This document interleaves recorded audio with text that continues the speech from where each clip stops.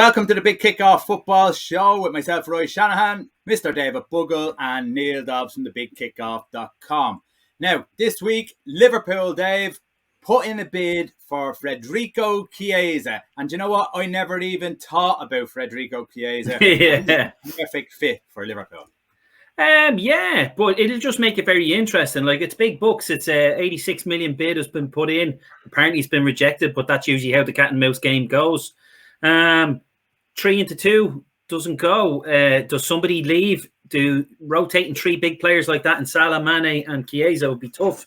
Or is he going to try and fit the three in? He's playing the Oxlade-Chamberlain in the false nine at the moment to see will he kind of support Firmino. So if it was to happen, it'd be very interesting to see does somebody else move on, or are they going to try and come up with a new system or a new way of doing it? Chiesa impressed in the Euros, so I'd be very impressed with him, and I'm quite happy with him. He was probably the most energetic out of them all up in the front three. So I think Klopp will. I think it suit his style. So a bit out of left field when I first heard it, but when I heard it, I was pleasantly surprised. He's one of them that isn't kind of under the radar, but he's about to kind of break out. Not quite like Liverpool, but yeah, if it was to happen, I'd be quite excited. But then interested to see, do you keep everyone or does somebody go then? You know. Neil, we were talking last week about Liverpool and Harry Kane, and they never seem to be interested, or there's never any rumblings about them, and that they probably wouldn't spend that type of money.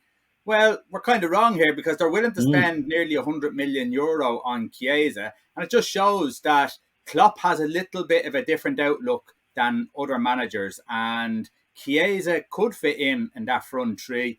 You might have a Salah or not so much Mane, but a Salah who could play centre forward. In the middle, yeah. Yeah, I mean, look, it gives them extra options, doesn't it? Like, we haven't even discussed Jota in there as well, who, you know, you still need to find a kind of permanent place for. They're willing, as you're saying, that if they're willing to spend that kind of money, it's a good sign. Maybe it shows that that's what's in the kitty. Generally, when Liverpool are linked with a guy like that, like there was a time where you weren't buying this type of talent. Then kind of Virgil van Dijk was kind of singled out as the guy for the back line. Alisson was singled out as the guy that they needed to solve the problem in goal. So maybe he's thinking to himself, you know, Firmino isn't quite the player he was maybe from last year.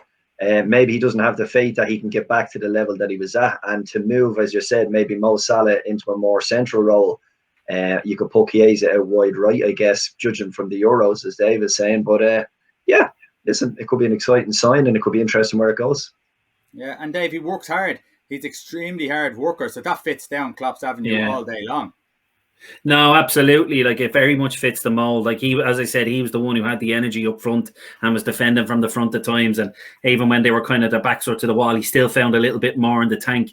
So he ticks a lot of his boxes, and I'd say he probably would go down the right. And if we were to keep everyone, Salah would be the most likely option, because unfortunately, as good as Firmino is for us, it's his finishing is letting him down. His goal output is diminishing, and you know yourself, he misses a few fucking easy ones, like, you know, far too many for my liking.